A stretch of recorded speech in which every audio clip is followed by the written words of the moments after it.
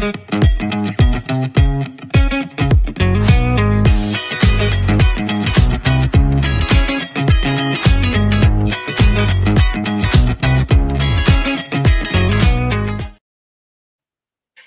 welcome to the Tactics Talk for Leicester versus Arsenal. Sam, what's your thoughts on this game? Because there's been a lot of talk about protests. I'm not going to get into it today, but protest, this game, the rest of the season, are we relegated already? But what's your thoughts going into this game before we get into the teams?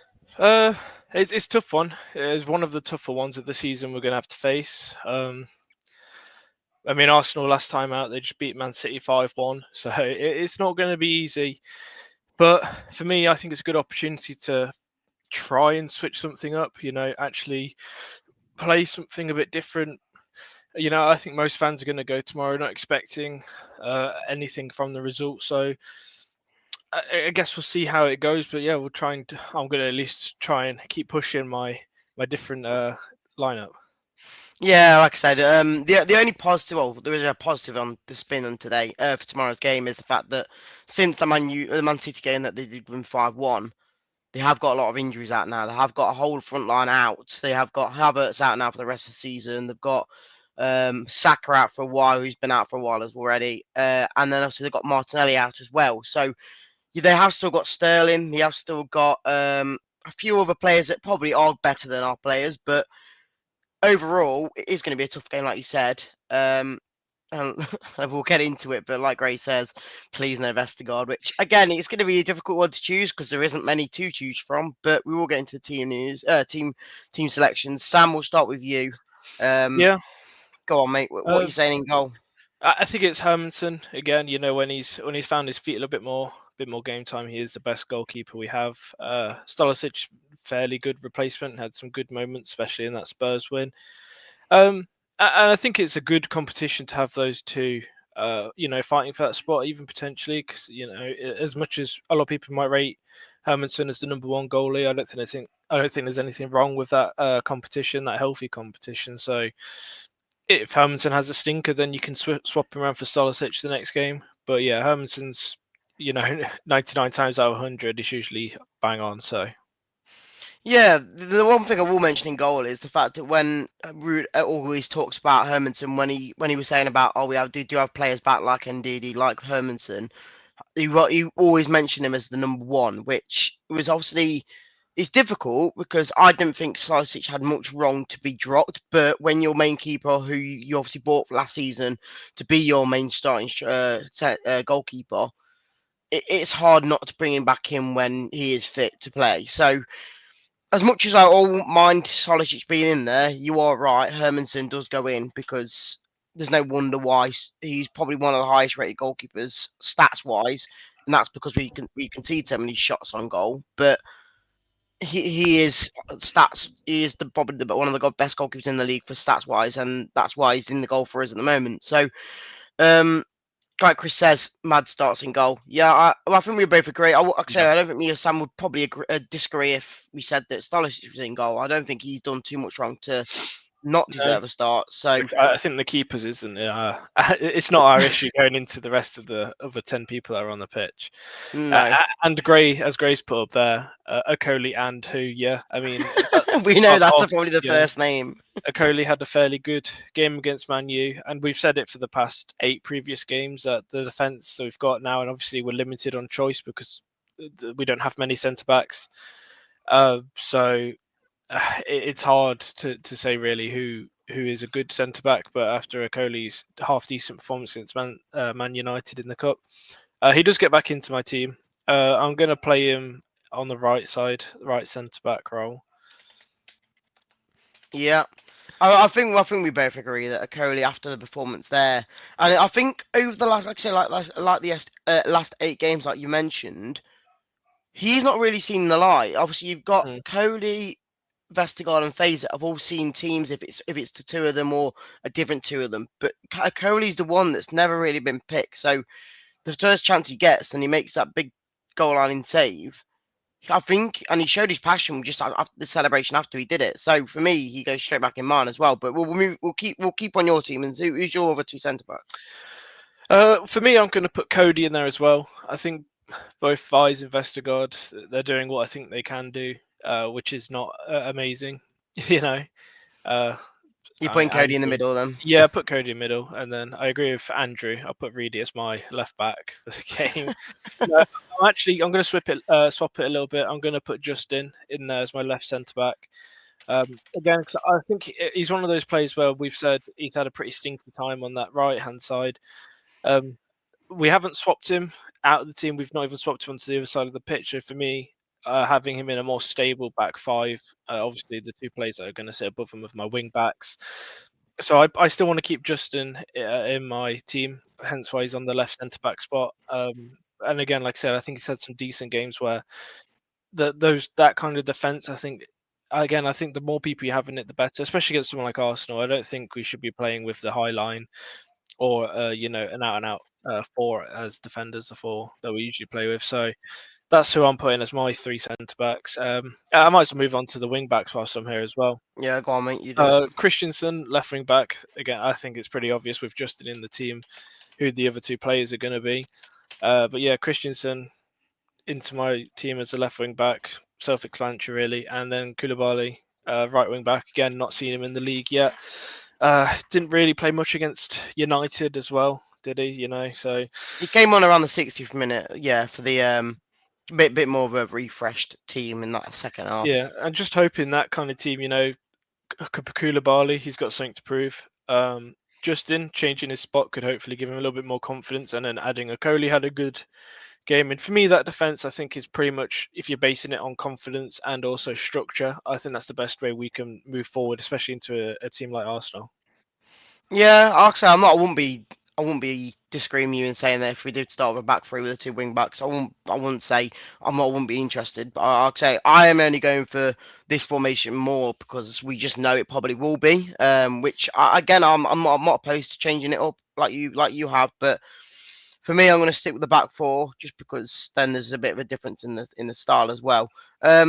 Right back, Koulibaly for me. I don't know why we're not seeing him. Surely we haven't brought this player in. Yes, he was cheap, but surely I haven't brought this player in not to for me to be a backup. He's not surely we've not brought him in to be a backup. We need it.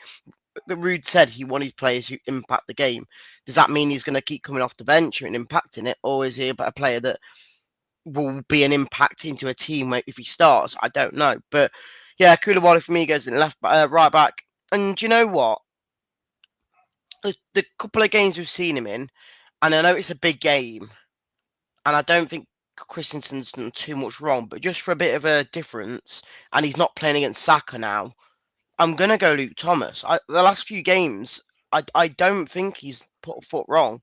And like I say, you'll probably say it is a big game and it's probably too big for him, but I'm pretty sure the likes of Terence in the chat, like he said that Yannick Vestergaard probably is a good team without him, but he probably will agree with me in saying that Luke Thomas probably had one of the better games since he's been playing. So a bit of a change. I wouldn't say Christensen deserved the drop, but I think I I think think we're I think he's done well. I think we're both going to agree on swapping the team around. I think we're both going into this Arsenal game. As like most fans, it's a free hit. We need to get something out of it, and a change up for me, regardless of how we want to play football. I would obviously opt for the change the structure as well, which I know the players and the manager probably don't want to change it. Mm.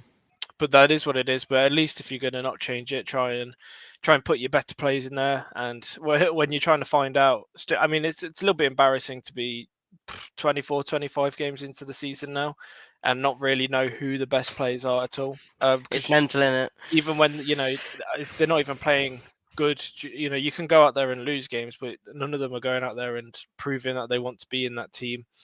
So yeah, Mhm. like I said, I would happily have Thomas in my team if he's one of those players that wants to actually go out there and play. I got no issues with that as well. Yeah, Paula says here they certainly need to change something, and that's why again I'm going to put another player who hasn't really been playing other than the last game, and that is a Coley. Like, at for me now in my back three of the four that I'm going to pick, none of them three have played in a whole game together. The one of Mm. them's played because of an injury, or one of them's played because another one's been injured or whatnot. But for me, that back three has never played together. And as much as people say, "Oh, it's not good to put a whole back line that's different in," but you need to It's change not good something. to do the same thing we're doing every week. No, I think after getting exactly. slaughtered 4-0 to Everton, unfortunately for me, Reedy, I've said it for a while now, but this is the moment. Even though it's Arsenal, we have to go into this game and we have to come out of it at least looking like, okay, well, the players that we have played look half-arsed and half decent. Mm. Regardless if we lose 2 or 3-0, They just you'd want like to to say, well, fight. at least Thomas did some good bits of Coley. They're actually trying. And yeah, like I say, on a good day, with a better team, um, it doesn't matter who you're playing. Arsenal, they're a good team. We could be, in Bournemouth situation or Fulham situation at the moment, and you're still going into the game saying like it's a tough thing to get anything out of it. It's the way they're playing. So I don't see why you wouldn't change it up, but that's up to Ruud at the end of the day, and his team behind him to.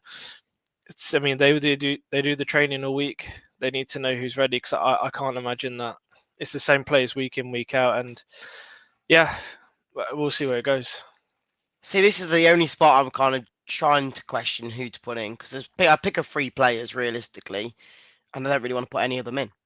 Yeah, I don't really want to put any of them in. I asked you like a few months ago, who's been our best centre back this season, and you said none of them.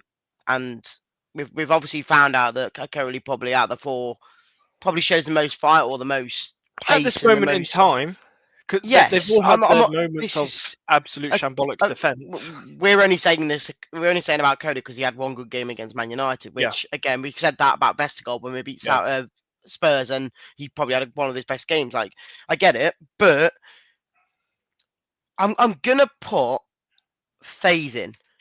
And it's not because I prefer him to any others, and I probably would say Vestergaard, but it's his pace that kills me, and that's the only reason I think I'm picking FaZe in the fact of FaZe can get back if he wants to.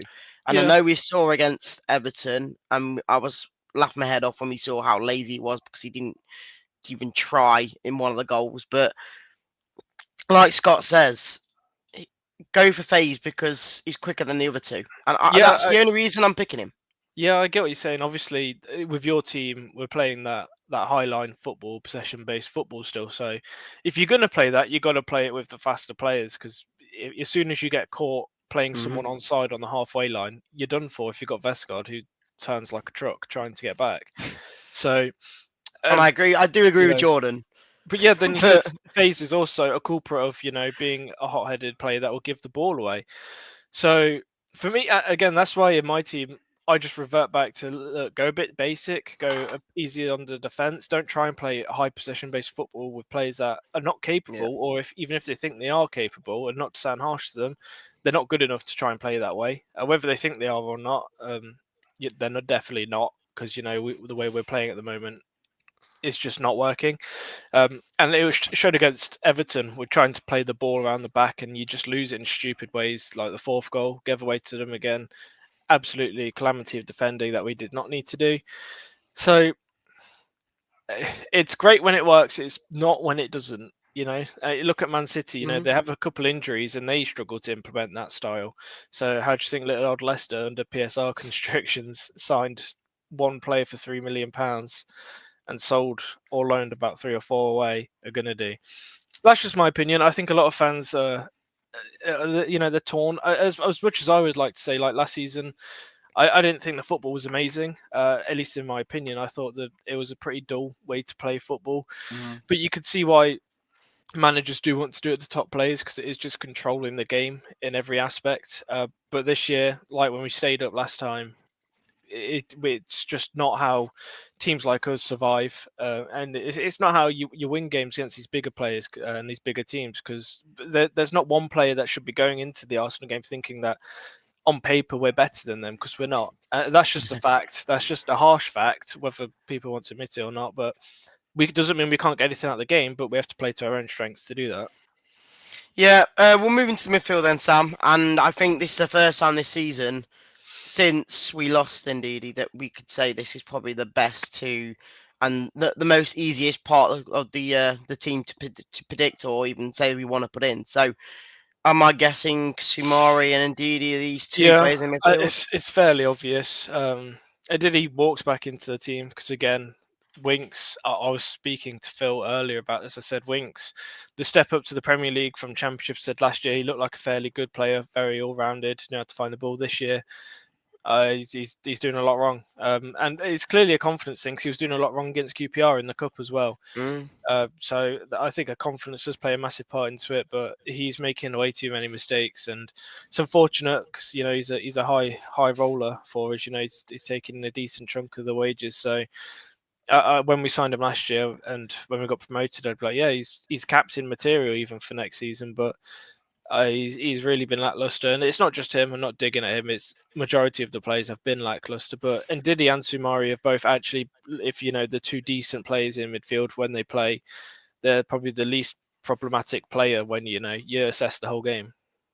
Yeah, I'm guessing you're putting Samari in the Yeah, other side Samari is then. my other one then. Yeah, Yeah, I think with Winks, there's a lot of questions on him because last season I don't think we kind of questioned him much because of how high level he was compared to other players in that league last year. But now you're going into this new league, into the Premier League, which he has played in before, but he's just every single time he touches the ball, I just feel like he either waits too long on the ball and then loses it, or every time he tries to make that pass.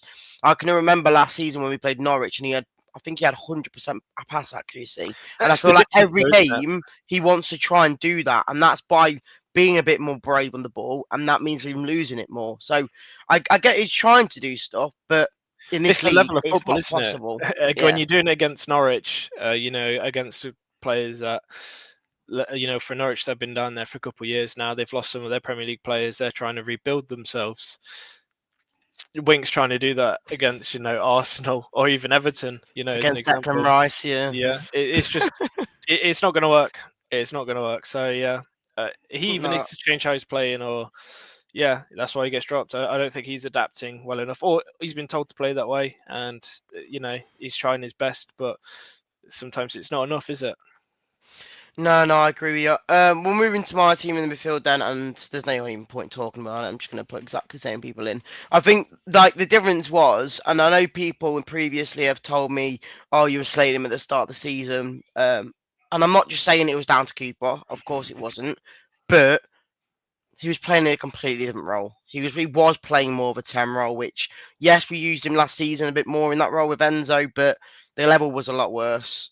He was probably not even that great in that role, but because of how high level he was compared to most players, he was decent in that role.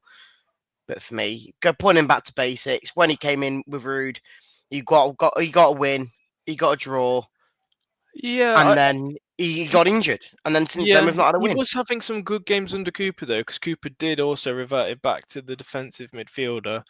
And then I think there was a few games, obviously, where El Canus was underperforming and Bilal might have been injured for a bit. Not Bilal, Buonanotte was injured. So, and he did push up a little bit. And I think at the start of the season, we also did try and play him that way.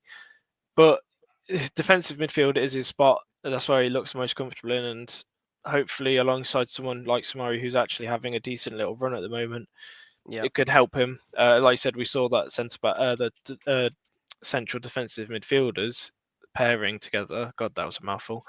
And we saw them play together. That they were easily the two best players on the pitch at the time, and it was unfortunate that Ndidi got injured for a long period of time. I mean, what this is him coming back after 2-3 months out injured. So let's hope that at least something positive from the game can come out of Arsenal. And if it's those two, finding their form again together, then that would be good going into some of the, probably easier games for the season. Yeah. Right. We'll move straight into the attack then, mate. Yeah. What's your thoughts going into this? Because you obviously you picked the team from last week going into Yeah. this week. What's your sort of players you're picking? Are you going to pick the same three as last week, or are you thinking like there is certain areas you might need to change for Um, creativity well, wise? I think last against Everton, my team was a little bit different because I put Bobby Reed in there just Hmm. because he had a good game against. I can't remember who it was against. Spurs, wasn't it? I think he had a good game against them.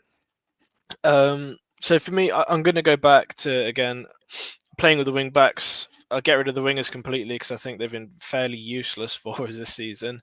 So I would just try and get rid of those out of the system. Bilal for me and Buonanotte are my two attacking midfielders. Um, I can't I can't see why Buonanotte's not really been making the team as often. as often as he has been. So that's why I would do it. Reedy's obviously just needed to hop off for a second, so I will take control. Yeah, I mean, you guys get your comments in. I'll read some comments whilst Reedy's say. See, Jordan saying 5 midfield centre mids and Diddy Smile Bilal behind Vardy and Fakundu and Mavs on the wing. Yeah, I can see what you're saying. I'm going for a fairly similar system, but obviously not having any wingers in my team because I think players like Mavididi, Bobby Reed, most of the time RU, they've just been lackluster. They haven't made a decision.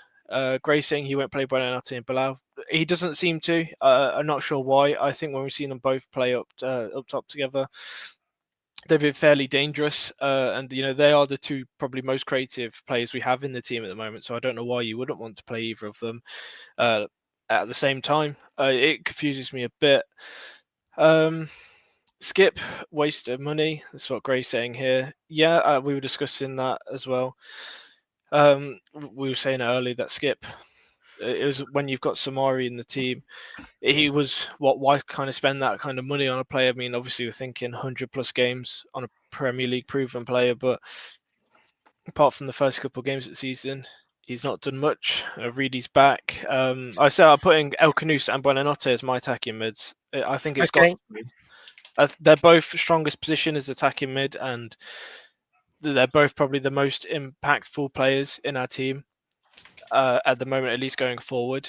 I don't think Cooper did it. I don't think Ruud's done it yet either. Has played them both as two attacking midfielders, which is what Enzo would have done. If I'm being honest with you, that's one positive. If we still had Enzo here, I'm sure he would be playing both of those two as attacking I mids think at the same if time. it was Enzo and he had them two roles in behind the strike, he definitely would be playing these two. That's how we did it last Um, year. We had two attacking mids in Dewsbury and Diddy for good parts of it.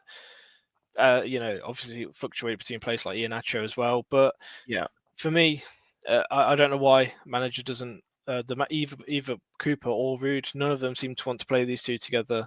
I don't know why. Again, I think it's a stubbornness thing, especially from Ruud's point of view, as to Mm. he doesn't want to change that system. So in his style, it doesn't work having wing backs nor having two attacking mids. But for me, that they're the two strongest creative players we have at the moment. Now you got to utilize them. Yeah, I do agree with you, and I think the only problem that I wouldn't put Buonanotte in, and this is only like the slightest bit why, is more because when he has came on the pitch from a sub, he's not really lived up to what we've known him from the start of the season. Yeah, He loses the ball, he does bits wrong, he tries to dribble the ball out instead of just getting the ball out, which I know people will say that's how he's been told to kind of hold the ball and pass it out, then just boot it out, but I think that's that's the how only they're all reason. playing though. I think they're all playing with that. They've all dropped in form. I'm not saying it's Ruud's fault, because you never know what's going on in the back room. Maybe worse and maybe better than what Cooper's time was. But on paper and on results, the results are definitely worse than what it was under Cooper, even against these teams in the bottom six. Some of them, like I said, the Man Cities and the better teams, you can almost write off. It's like, okay, and even Man City, we gave them a decent game, but we still ended up losing 2-0. But you can't go away to teams like Everton and lose 4-0 and expect to stay up this year. That's just it's as much as good form as they're on. You got to get something from those games, and you've got to at least come away with some kind of positives. And I don't think there was anything from that one, which is for the previous games. I think you've mentioned it yourself. You could pick out a couple of positives from the games, but against Everton, walking away from that one with absolutely zero positives to go into this game. Which is a shame that has to be Arsenal, really, with you're coming away with zero confidence and zero positives going into that one. But yeah, pick your Yeah. two. So in the middle, it's gonna be El Canus. I think out of all the players in our club at the moment, I think he's the only one for me, even in the Everton game, which I can say yes, there's not many positive, no positives really at all, but he still tried his best in my opinion in that game. I think he was the only one who actually wants to do with the skills he's got with the effort he's got, the running ability. He runs the entire game he can until he gets brought off. So for me, El Canus is probably going to be one of my players to say if we do stay up this season, it's mostly down to him, even if it's not because of his stats, but the running on the pitch, the effort he does and whatnot. So he's definitely in my team. On the left, you're not going to be happy, but Mavididi is going in there. I don't want him in there, but I'm sorry to say, I do not want to see Bobby Reed or AU in this team. I just don't. I don't see the quality there. I know you're going to call out stats for Bobby Reedy saying he's got two assists and a goal, but I just don't know what else. I don't know what for me they do in the 88 minutes of the game, other than the 2 minutes they do something. What's That Mavididi doing the 88 minutes of a game? I get it, but Yeah. I'm kind of having a bit of hoping in this game. He's playing against his old club that he did nothing for, and he maybe wants to get one up on him. I don't know. He probably doesn't. He probably doesn't care. But I'm giving a bit of hope that he can do a bit of magic now that there's no Saka on the team, where he can be the main man of the game. Yeah, I get what you're saying. Mavididi for me is one of these players where he needs to play with a bit of confidence. Yes. But again, like Damari Gray, as soon as one thing doesn't go his way on the pitch, No, he I agree. falters. And look, he's in the prime of his career. It's probably the best he'll ever do. No offense to him, because he's not stepped up this season. I think he's had a lot of game time to step up. I think it's not just him, but I don't think he looks like he's bothered to play. I think at times he loses that confidence because he tries to take on one man, and he can't do it. And he's a very predictable player as well. No offense to him. Against championship players, when you've got the pace and you can do a couple step overs, it definitely works a lot easier against teams when you've got, 50, 60, 70 million pound centre backs and right backs holding you. It's like, listen, mate, I know what you're going to do. You're a one trick pony. And that he is, unfortunately. He's going to try and take the man on. And as soon as he loses out to it, he's going to look to pass it back. Or he's been told to play that way as well. I think it's a bit of both. I think he's been told only take him on when you can. And I think that argument of, well, he can't do it very often, so he'd rather just pass it back and not get told off after the match at half time, whatnot. So it's a shame, but again, that's why I put wingbacks in my team. Again, I'd take him out. I'd take the wings out completely. Yeah, and then on the right hand side, I think I agree with you. You need to put all your quality players in, and on his day, 1-8 is good enough for most teams in the bottom half of the league anyway. So 1-8 for me goes in. We've seen this sort of lineup before. And I know we've said, oh, we've put the best team people have been asking for, the top four being all the same as what I've put in, and it's not worked. Which I see that point as well, and I see that Mabadidi hasn't been to the top of his games most of the season, so I understand why people wouldn't want him in. But I think the difference is the quality level he could have and could show is better than what I think Bobby Reed and AU are showing at their best in It a should way. be, So because those two players are both, early 30s. yes, That no, they were yeah, cheap buys, let go by their clubs. So you'd like to think that this is Mavadidi's make or break chance this hmm, season, anyway, to do something. And he's not. He's not started doing it anyway. And it's 24 games. We've got 14 more games of the season, roughly. Can we get anything out of it? Can we get anything out of him? Who knows? yeah. Right, Sam, we'll move into the final section. The striker. We saw Vardy was out, I'm guessing for a light injury against Man United. But he seems to be back fit when in training this week. Does he go straight back in for you? I think he has to. I think he has to get straight back into the team. Again, there's not much argument for it. There's not like there's anyone that's breathing on his neck as a better striker. I think at this moment in time, Jamie Vardy could be injured for 8 months and he would still walk straight back into the team. So Yeah. it's just the situation we're in. And I'm going to You agree know, with you because now he's had a break as well. Like if I mean, he he loves played against scoring Man against U, Arsenal. I'll yes, tell you that much. He scored yes. 11 goals, and I think the most ever goals scored by a player against a club. I think at least against Arsenal was 14 or 15 goals, which is Harry Kane against Arsenal. So Jamie Vardy's right there behind him, and he loves scoring against Arsenal. Hopefully, he can get a hat trick, even himself with Harry Kane, and get us a win. But we need someone to step up to the plate, and if it's got to be the veteran Vardy, then it's got to be the veteran Vardy, doesn't it? Yeah. Yeah, because I'll put him on my team. But you know what? Looking at my team now with the backline the changes we've made, yes, there's a few players up front or even in field that people might suggest is different. But I've actually got confidence in that team that could actually go and get an okay result against Arsenal. Like you've Just just got some positives. Just some positives to go into the next game would be enough for me to say, okay, well, it's a step in the right direction. it's a change. Yeah. Which is very little. It's not like I'm saying a draw would be good to go into the next game, but just playing with some kind of confidence, playing with some kind of passion, Yeah. And actually seeing a That's the style level that would difference. work. We might not have the quality level better, but the fight and desire and effort is the level that you need to actually get a result that you probably shouldn't be getting. That's for me the difference. And we've not seen that for a lot of the season. Unfortunately, we're in a position where we're going to have to start doing it. You know, we've seen Ipswich do it. Wolves have done it. They're picking up wins and results against teams where they shouldn't. You know, I think Wolves Mhm. beat Liverpool.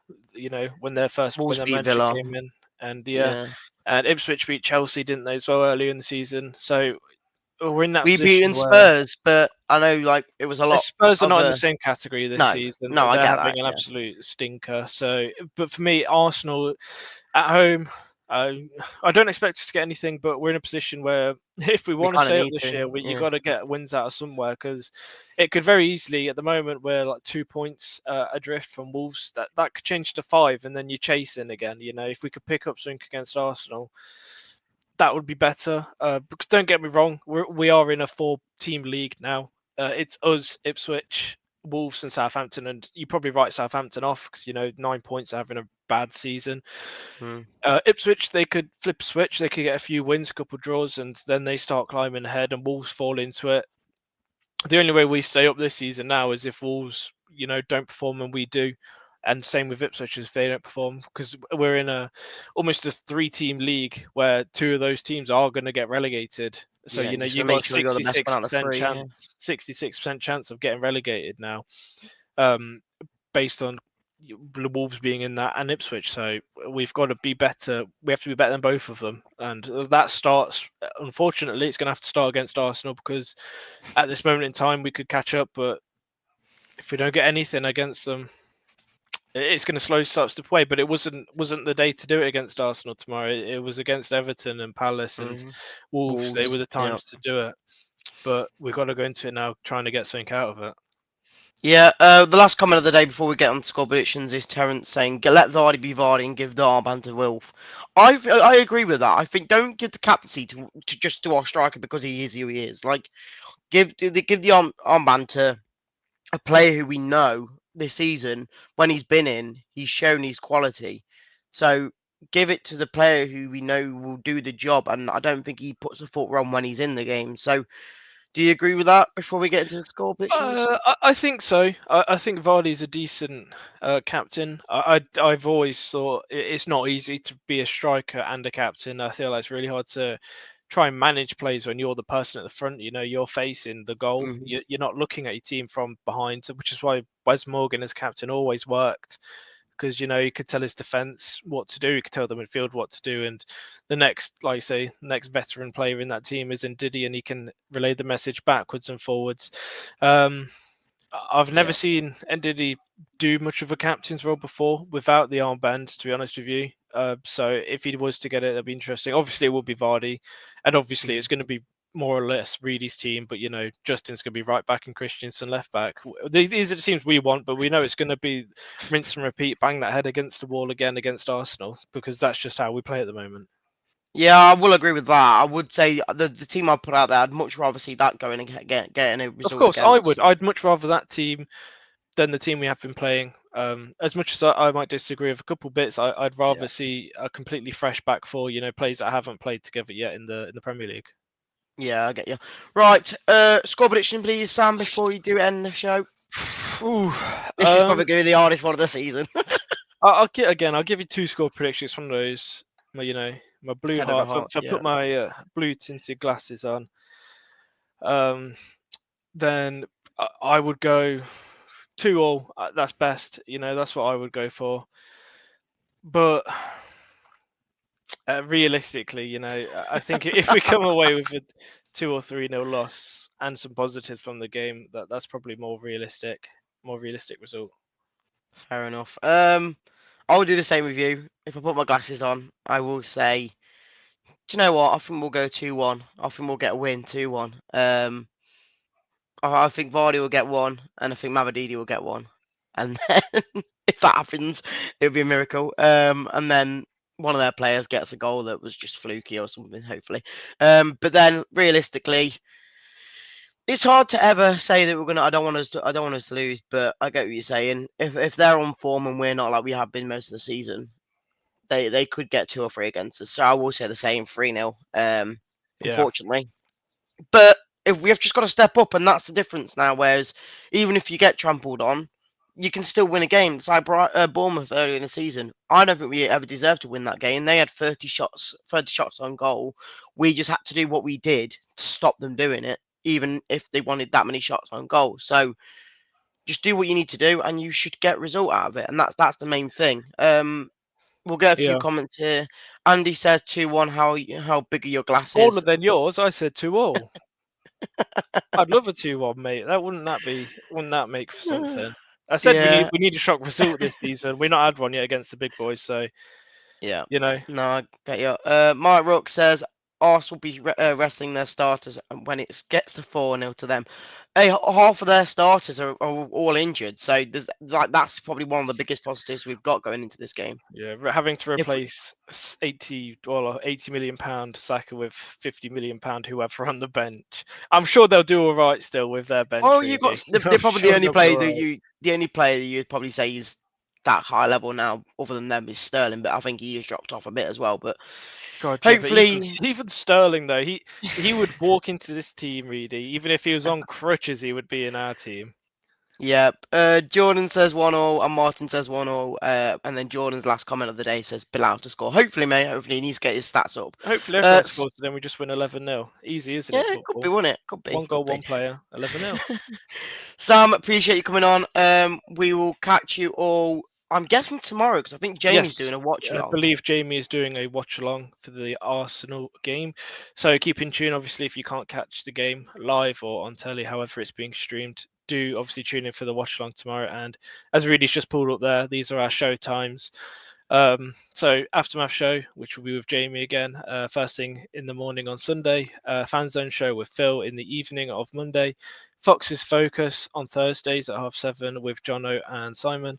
Tactics Talk, which is obviously our show here at 1 o'clock. Thank you for joining us. And then obviously the match review after matches, which will tie in to the games that are usually provided for us from Tom. Hopefully he can give you his insights after the Arsenal game.